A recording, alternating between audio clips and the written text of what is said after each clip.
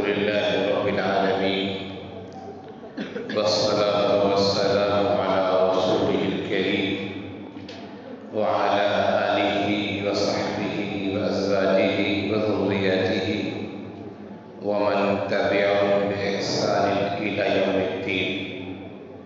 أما بعد، فقد قال الله تبارك وتعالى في القرآن المجيد والفرقان الحميد: أعوذ بالله من الشيطان الرجيم، بسم الله الرحمن الرحيم.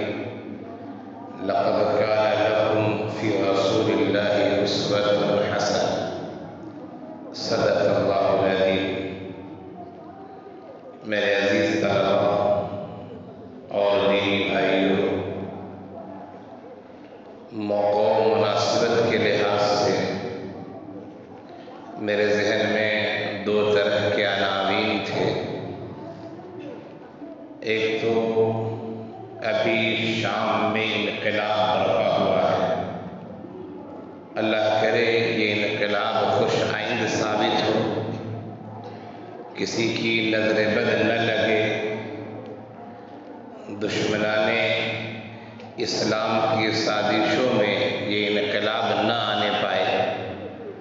حساس موضوع ہے اور اہم موضوع ہے، اس وجہ سے کہ شام سے متعلق ہے اور شام کے متعلق بہت ساری احادیث ہیں. انتہائی حساس موضوع ہے. ایک دوسرا موضوع میرے ذہن میں وہ تھا کہ میں نے سیرت طیبہ کے مختلف گوشے آپ کے سامنے پیش کیے تھے. ایک سلسلہ تھا، بیچ میں توقف ہو گیا. مختلف عناوین پر مختلف گوشوں پر گفتگو ہو چکی اور کچھ پہلو اور بھی ہے جو میرے ذہن میں ہے. میں نے سوچا کہ اسی گوشے سیرت کو آگے بڑھایا جائے. جہاں تک شام کا موضوع ہے، یہ انقلاب ہے. انقلاب ایک دن میں تو ختم نہیں ہوتا. انقلاب آنے میں اور انقلاب کو پختگی حاصل کرنے میں ایک وقت لگتا ہے. انشاءاللہ زندگی باقی رہی تو پھر آئندہ اس موضوع پر گفتگو ہوگی.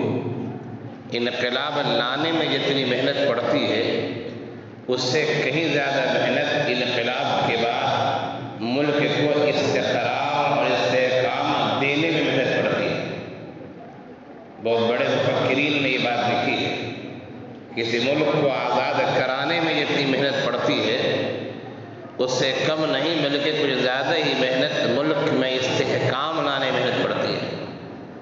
آزادی کے بعد ہر آدمی سوچتا ہے کہ ہمیں آزادی کا پھل ملے، ہمیں ہمارے کارنامے کا انعام ملے، اور پھر گروہ بندیاں ہوتی ہیں، گروپ بندیاں ہوتی ہیں، انتشار ہوتا ہے اور پھر ملک ایک طرح کی انارکی کا شکار ہو جاتا ہے. خیر، اس موضوع پر انشاءاللہ کبھی گفتگو ہوگی. فی الحال میرا ارادہ ہے کہ اللہ کے رسول صلی اللہ علیہ وسلم کی حیات طیبہ کے مختلف عناوین، مختلف گوشے آپ نے سنے. آخر اللہ کے رسول صلی اللہ علیہ وسلم کا یومیہ معمول کیا ہے؟ روٹین جسے کہتے ہیں. کوئی آپ سے پوچھے کہ بھائی آپ کا روزانہ کا روٹین کیا ہے، ڈیلی روٹین کیا ہے، تو آپ بتائیں گے کہ فجر میں ہمارے نگراں اٹھاتے ہیں، فجر کی نماز پڑھتا ہوں، سنت پڑھتا ہوں، تلاوت کرتا ہوں، آرام کرنا ہو آرام کرتا ہوں، ناشتہ کرتا ہوں، پھر گھنٹہ بجتا ہے کلاس میں جاتا ہوں، وغیرہ وغیرہ. آپ پوری ترتیب بتائیں گے کہ میری یہ روٹین ہے، میرا یومیہ معمولی ہے. سیرت طیبہ جو ہمارا پڑھتے ہیں، احادیث نبویہ ہمارا پڑھتے ہیں، قرآن کی تفاسیر پڑھتے ہیں، ترجمے پڑھتے ہیں، یقیناً ان سب موضوعات اور ان سب کتابوں میں اللہ کے رسول صلی اللہ علیہ وسلم کے شب روز کا ذکر تو آتا ہے. لیکن اگر کوئی پوچھے کہ ذرا ایک نظام کے تحت بتا دیجئے، تو شاید بہت سارے لوگوں کو بتانا مشکل ہو جائے گا. ہاں، جو لوگ مستقل احادیث کو پڑھنے سے لگے ہوئے ہیں ان کے لیے تو مشکل نہیں، لیکن ان کے علاوہ دیگر طبقات کو، دیگر فنون سے لگے ہوئے لوگوں کو یہ بتانا مشکل ہو جائے گا کہ نبی کا ایک ہوتا ہے جو آدمی کا معمول ہے اور ایک ہوتا ہے خلاف معمول۔ میں جو گفتگو آپ کے سامنے کرنے جا رہا ہوں وہ اللہ کے رسول کا معمول کیا تھا۔ کبھی خلاف معمول بھی کام ہو جاتا ہے، موقع و محل کی مناسبت سے، حالات کی مناسبت سے کبھی ایسا بھی ہوتا ہے۔ معمولات نبویہ کی ایک جھلک میں آپ کے سامنے پیش کرنا چاہوں گا تاکہ آپ بھی کوشش کریں، ہم بھی کوشش کریں کہ ہماری اور آپ کی زندگی بھی اللہ کے رسول صلی اللہ علیہ وسلم کے شب و روز کی طرح ہو جائے، ہمارا اور آپ کا عمل بھی اللہ کے رسول کے یومیہ عمل کی طرح، یومیہ معمول کی طرح ہو جائے۔ اس کے لیے محنت کرنی پڑے گی، اپنے نفس کو مارنا پڑے گا، بہت ساری خواہشات قربان کرنی پڑیں گی، بہت ساری جگہوں پر اپنے نفس کو کچلنا پڑے گا، دبانا پڑے گا، تب جا کے اس پر عمل ہوگا، ورنہ عمل اتنا آسان نہیں ہے۔ آئیے ہم شروع کرتے ہیں۔ جب انسان صبح میں بیدار ہوتا ہے اور ایک نئی زندگی اسے ملتی ہے، اس لیے کہ ہمارا آپ جب سو کے اٹھتے ہیں دعا پڑھتے ہیں، الحمدللہ الذی احیانا بعدما اماتنا والیہ النشور۔ تمام تعریف اس اللہ کے لیے ہے، احیانا جسے ہمیں زندہ کیا ہے، بعدما اماتنا ہمیں موت دے دینے کے بعد، اور اسی کی طرف ہمیں لوٹ کر جانا ہے، اسی کی طرف اکٹھا ہونا ہے۔ نیند کو موت سے بھی تعبیر کیا گیا ہے۔ ہمارا آپ جو دعا پڑھتے اس میں دیکھ لیجئے، الحمدللہ الذی احیانا بعدما اماتنا، ہمیں اللہ نے موت نہیں دی تھی، ہم سوئے ہوئے تھے، ہم سو کے اٹھتے تو یہ دعا پڑھتے ہیں، گویا کہ نیند موت کے قائم مقام ہے۔ اگر اللہ ہماری روح واپس نہ کرے، ہم سوئے ہوئے اللہ روح قبض کر لے، یقیناً ہم سوئے ہی رہ جائیں گے۔ گھر والے اٹھائیں گے، کیوں نہیں اٹھ رہا ہے آدمی، معلوم ہوگا اب کبھی نہیں اٹھے گا، یہ کسی اور جہان میں چلا گیا ہے۔ پھر گھر والے آئیں گے، دوست احباب آئیں گے، رشتہ دار آئیں گے، اعلانات ہوں گے، فون کیا جائے گا، میسج کیا جائے گا کہ بھائی فلاں آدمی سوئے تھے، سوئے ہوئے رہ گئے، کفن دفن کا انتظام ہوگا، قبر میں چلا جائے گا انسان، پھر اس کے بعد اپنے اعمال کے لحاظ سے اس کی آگے کی زندگی ہوگی جو عالم آخرت اور عالم برزخ کی زندگی ہونے والی ہے۔ تو اللہ کے رسول صلی اللہ علیہ وسلم فجر سے پہلے، رات کے اخیر تہائی میں، بلکہ کہا جائے کہ اخیر تہائی سے کچھ پہلے، جب سورج غروب ہوتا ہے، مغرب کا وقت جو ہوتا ہے، مغرب کی نماز ہمارا پڑھتے ہیں سورج کے غروب ہونے کے ساتھ۔ یہ دیکھیے سورج غروب کب ہوتا ہے، اور پھر صبح صادق کا جو وقت ہے، جب فجر کا شروع ہوتا ہے، دیکھیے فجر کا کب شروع ہوتا ہے۔ اس درمیان میں جتنے گھنٹے ہیں ان گھنٹوں کو آپ 3 حصوں میں تقسیم کر دیجئے، آخری کا جو حصہ ہوگا وہ رات کا آخری ثلث کہلائے گا۔ مثال کے طور پر 9 گھنٹے ہو رہے، مثال کے طور پر 12 گھنٹے ہو رہے، مثال کے طور پر، تو 9 گھنٹے ہو رہے تو فجر سے پہلے 3 گھنٹہ جو ہوگا وہ آخری ثلث کہلائے گا۔ رات اگر 12 گھنٹے کی ہے تو فجر سے پہلے جو ثلث ہوگا وہ آپ کو 4 گھنٹہ آخر کا جو ہوگا، 4 × 12 3 × 9، تو یہ آخر کا جو ثلث اخیر جو ہے، اللہ کے رسول صلی اللہ علیہ وسلم کا جو معمول تھا وہ رات کے آخری ثلث سے پہلے آپ بیدار ہو جائے کرتے تھے، اور آپ کے بستر کے پاس مسواک آپ کی اور پانی کا برتن، وضو کرنے کے لیے پانی کا برتن رکھا ہوا ہوتا تھا۔ آج کی طرح تو گھروں میں ٹنکیاں تو نہیں تھیں، اٹھے اور نل کھولا، پانی بہہ رہا ہے، 2 لیٹر کی جگہ 10 لیٹر پانی بہ جائے کیا فرق پڑتا ہے، ختم ہو جائے گا تو مدرسے والے انتظام کر ہی دیں گے، یا گھر میں اگر ختم ہو جائے تو بابا تو انتظام کر ہی دیں گے۔ نہیں، غلط ہے۔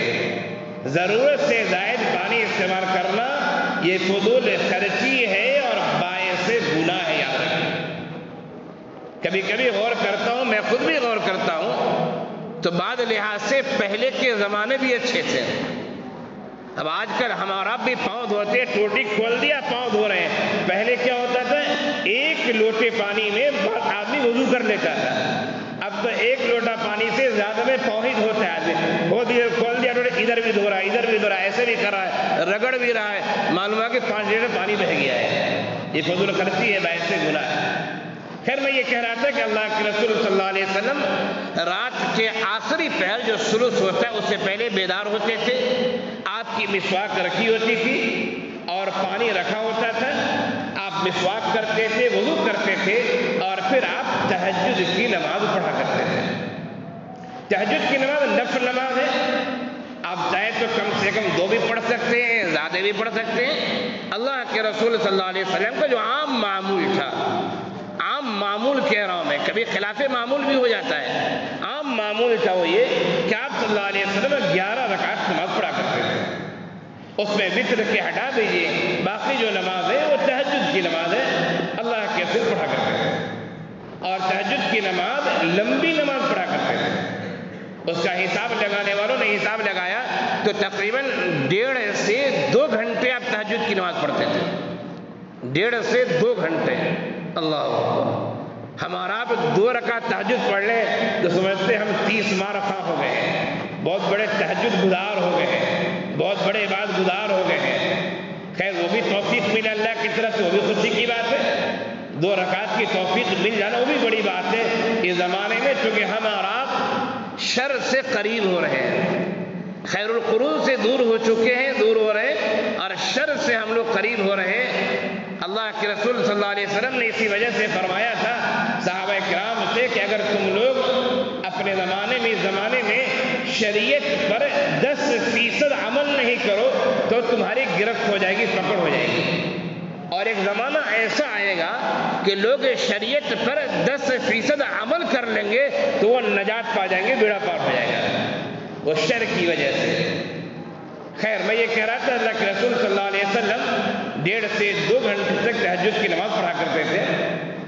تہجد کے بعد آپ تھوڑا آرام کرتے اور جیسے ہی فجر کا وقت ہوتا، اطلاع دی جاتی تو آپ اٹھتے تھے اور فجر کی سنت پڑھتے تھے۔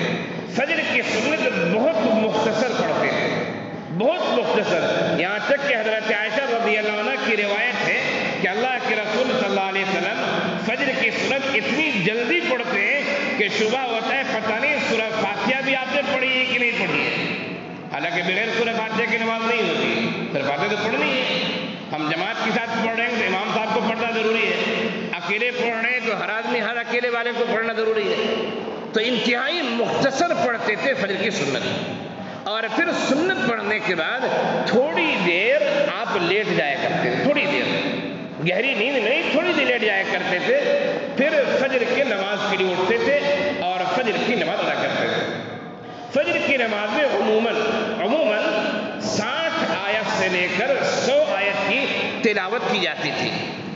فجر کی نماز کے بعد آپ صلی اللہ علیہ وسلم جہاں نماز پڑھتے تھے وہیں بیٹھ جاتے تھے، سب سے پہلے ذکر و اذکار کرتے، احادیث میں دعائیں وارد ہے کہ اللہ کے رسول نماز کے بعد یہ دعائیں پڑھتے تھے، بہت سارے اذکار ہیں، بہت ساری دعائیں، تو آپ صلی اللہ علیہ وسلم ذکر و اذکار کیا کرتے تھے۔ پھر اس کے بعد آپ پوچھا کرتے تھے کیا کسی نے کوئی خواب دیکھا ہے، اگر کوئی خواب دیکھتا تو بتاتا کہ ہم نے خواب دیکھا ہے، آپ صلی اللہ علیہ وسلم اس خواب کی تعبیر بتاتے ہیں، اور اگر آپ نے کوئی خواب دیکھا ہو تو آپ بھی کہتے کہ میں نے یہ خواب دیکھا ہے اور اس کا مطلب یہ ہے۔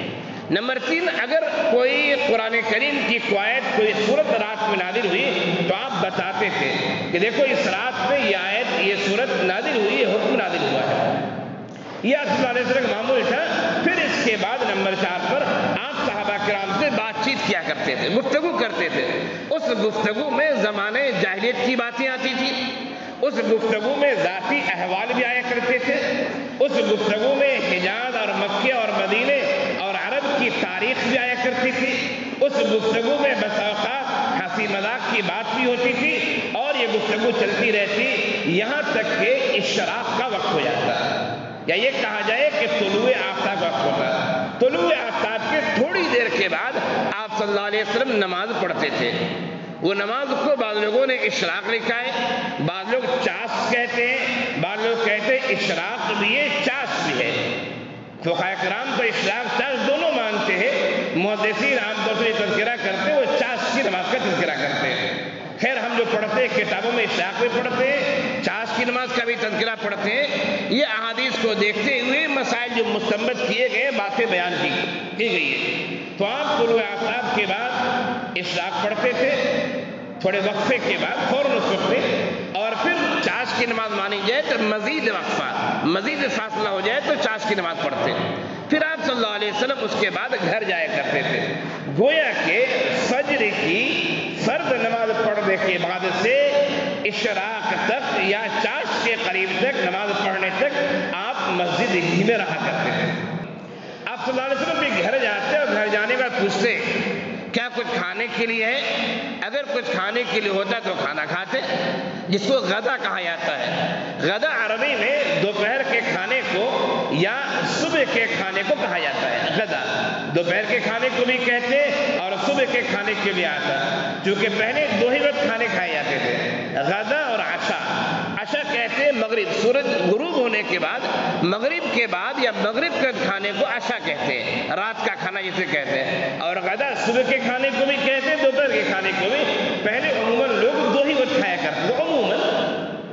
تو اللہ کے رسول صلی اللہ علیہ وسلم گھر میں جاتے، کہتے کھانے کے لیے کچھ ہے؟ کہا جاتا ہے تو کھانا تناول فرماتے، اور کہا جاتا ہے نہیں کچھ ہے نہیں کھانے کے لیے تو آپ کہتے ہیں انی صائم، ٹھیک ہے میں نے روزہ رکھ لیا ہے، آج میں روزے سے ہوں۔ اور یہ بہت ہوا کرتا تھا، یہ کوئی ایسی بات نہیں، عام معمولات ہوئی تھا کہ آپ صلی اللہ علیہ وسلم گھر میں کچھ بھی کھانے کی نہ ہو، اس لیے جو چیزیں ہوتی تھی آپ صدقہ و خیرات کر دیا کرتے تھے، آپ بھی، آپ کے ازواج مطہرات بھی، تو آپ روزے کثرت سے رکھا کرتے تھے۔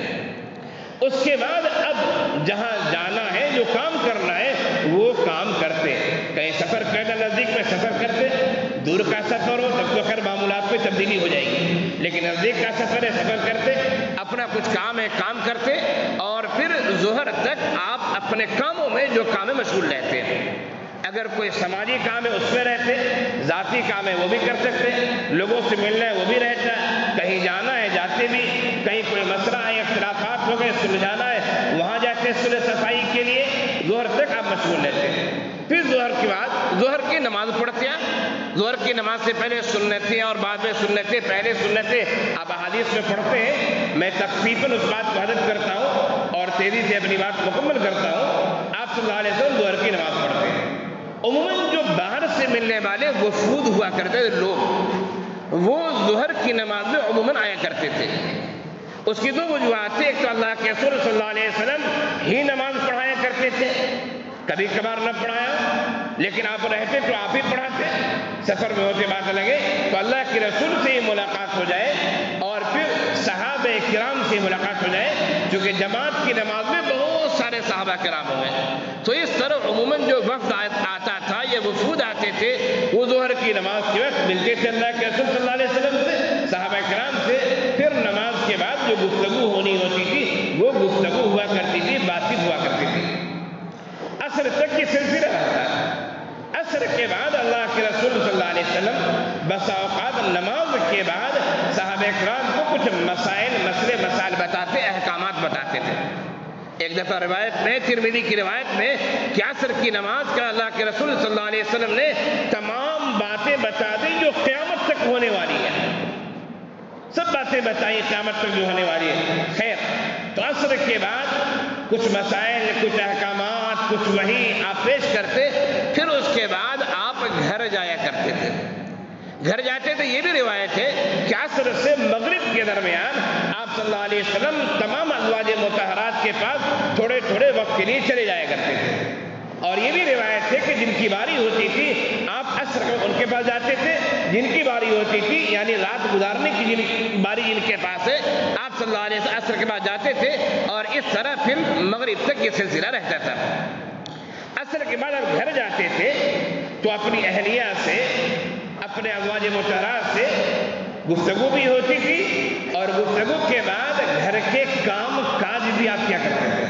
جیسے روایت ہے کہ آپ صلی اللہ علیہ وسلم کپڑے اگر پھٹے ہو تو کپڑے سل بھی لیتے تھے، جوتے بھی اگر کچھ کرنا ہے، جوتا وغیرہ سلنا ہے، جوتے بھی سل لیتے تھے، اور بھی بکریاں دھونا ہے بکریاں بھی دھو لیتے تھے۔ معلوم یہ ہوا کہ شوہروں کو بھی، گھر کے ذمہ داران کو بھی گھر کے کاموں میں ہاتھ بٹانا چاہیے، یعنی گھر کا ہر کام عورت ہی کرے ایسا نہیں ہے، وہ گھر کی مالکن ہے، وہ گھر کی نوکرانی نہیں ہے۔ اس بات کو سمجھنا چاہیے۔ لیکن آج عورتوں کو بھی لوگوں نے خادمہ بنا دیا ہے۔ ایسا نہیں ہونا چاہیے، عورتوں کو بھی حقوق دینے چاہیے اور ان کے بھی جذبات کا خیال رکھنا چاہیے، جس میں ہمارے سماج میں بہت کوتاہی ہو رہی ہے، بہت کوتاہی ہو رہی ہے۔ بس اوقات ایسا ہوتا ہے کہ ایک نو عمر 18 سال 20 سال 22 سال کی بچی شادی ہوتی ہے، وہ گھر میں آتی ہے، گھر میں اس کی نند ہوتی ہے، شوہر کی بہن ہوتی ہے۔ آج شادی سے پہلے گھر کا سارا کام کاج اس کی ساس یعنی شوہر کی والدہ کر رہی تھی، شوہر کی بہنیں یعنی نئی دلہن کی نند کر رہی تھی۔ لیکن آج وہ آئی ہے اور کڑھائی چھونے کا بعض جگہوں پہ رواج ہوتا ہے کہ رخصتی کے 4 دن 5 دن کے بعد دلہن کڑھائی چھوتی ہے۔ کڑھائی چھونے کے بعد ایسا لگتا ہے کہ ساس کے ہاتھ میں بھی اور نندوں کے ہاتھ میں بھی شاید فالج مار دیا گیا ہے، ہاتھ پہ ہاتھ دھرے بیٹھی رہیں گی، سب بھابھی کام کریں گی، دلہن کام کریں گی۔ ذرا یہ سوچئے، جو 18 سال 20 سال 22 سال کی بچی ہے، وہ بھی اپنے گھر میں جب تھی میکے میں، کیا وہ پورا کام وہی کرتی ہوگی؟ نہیں کرتی ہوگی۔ اس کی ماں بھی کام کرتی ہوگی، اس کی بہن بھی کام کرتی ہوگی اور یہ بھی کام کرتی ہوگی۔ آج وہ شادی ہو کر آپ کے گھر آئی ہے تو آپ کی خواتین کے ہاتھوں میں لگتا ہے فالج مر گیا ہے اور کوئی کام نہیں کر رہی ہے کہ نئی دلہن کریں گی۔ وہ نوکرانی بن کے نہیں آئی ہے، وہ نوکرانی بن کے نہیں آئی ہے، وہ گھر کے مالکن بن کے آئی ہے۔ اگر وہ شوہر سے مطالبہ کر لے کہ ہم آپ کی جوائنٹ فیملی میں نہیں رہیں گے، ہمیں آپ الگ سے گھر دیے رہنے کے لیے، تو شوہر کو دن میں تارے نظر آ جائیں گے۔ آج کے زمانے میں اکثر شوہروں کو دن میں تارے نظر آ جائیں گے۔ تو میں یہ کہہ رہا تھا کہ عصر کے بعد اللہ کے رسول صلی اللہ علیہ وسلم اپنے گھر میں جاتے تھے تو ازواج مطہرات سے بات کرنے کے ساتھ ساتھ اپنے گھر کے کام کاج بھی کرتے تھے۔ کچھ کام کاج بھی ہاتھ بٹانا چاہیے۔ تجربات یہ بتاتے ہیں، مشاہدات یہ بتاتے ہیں کہ تھوڑا بھی ہاتھ بڑھا دیا، تھوڑا بھی، اس تھوڑے سے عمل سے آپ اپنی محترمہ کا دل جیت لیں گے۔ روزانہ نہ بٹائیے، آپ اگر ہفتے میں 1 دن بلکہ مہینے میں 2-3 دن ہی ہاتھ بٹا دیجئے، اتنے میں آپ محترمہ کا دل جیت لیں گے۔ اس لیے کہ عورتوں کا دل بہت نرم ہوتا ہے، بہت جلدی متاثر بھی ہوتا ہے۔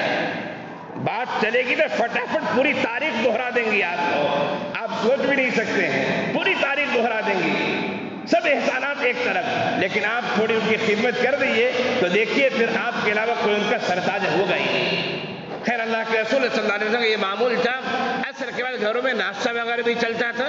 اسی سلسلے میں وہ روایت بھی آتی ہے کہ حضرت زینب رضی اللہ عنہ کے بعد آپ نے شہد وغیرہ پیا اور پھر چند ازواج نے مشورہ کیا، جس میں سورہ تحریم نازل ہوئی تھی، یا ایھا النبی لم تحرم ما احل اللہ لک تبتغی مرضات ازواجک۔ تو خیر میں یہ کہہ رہا تھا کہ اللہ کے رسول صلی اللہ علیہ وسلم عصر کے بعد گھر کے کچھ کام کاج بھی کرتے تھے، ناشتہ وغیرہ بھی ہوتا تھا، بات چیت ہوتی تھی، پھر مغرب کی نماز پڑھتے تھے اور مغرب کی نماز کے بعد عموماً فوراً کھانا کھا لیا کرتے تھے۔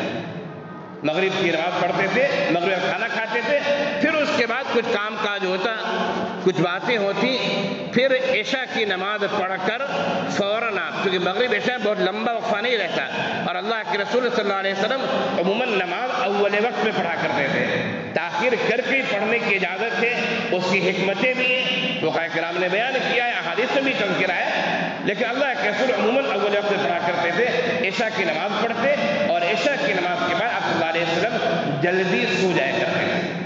کبھی کبھی ازواج مطہرات سے قصے کہانی بھی کبھی کبھی کیا کرتے تھے، لیکن عموماً سو جایا کرتے تھے۔ آج کل قصے کہانی کا ماحول تقریباً ختم ہو چکا ہے۔ آج کل ہر آدمی کو موبائل، ہر آدمی موبائل میں مشغول رہتا ہے۔ بستر پر سوئے ذرا موبائل دیکھتا ہوں اور دیکھنا شروع کیا، ذرا معلوم ہو کہ 4 گھنٹے دیکھ رہے، رات کے 2 بج گیا ہے، 2 بج گیا، 12 بج گئے، 1 بج گئے۔ پہلے ایسا نہیں ہوتا تھا۔ اس بیماری میں تھوڑا بہت ہم لوگ مشغول ہیں، بہت زیادہ نہیں، تھوڑا بہت، لیکن بچپنا جو ہم لوگ گزرا ہے وہ یہ کہ عموماً دادی اور نانی کہانی سنایا کرتی تھی۔ والدہ کہانیاں، بستر پر چلے گئے، کھانا کھا لیا، سو گئے، اب والدہ انبیاء کرام کے واقعات سنایا کرتے تھے۔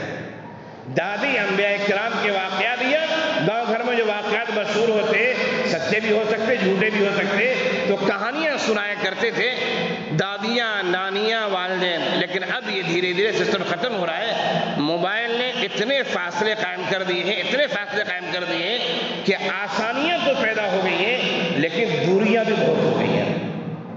گھر میں کون آ رہا ہے، کون جا رہا ہے، کیا ہو رہا ہے، اتنے فاصلے ہیں کہ سامنے سے گزر جائیے، سامنے والے کو پتہ نہیں چلتا ہے کون گزرا ہے۔ کیوں؟ وہ موبائل میں منہمک ہے، کیا جاننے گا کون گزرا ہے۔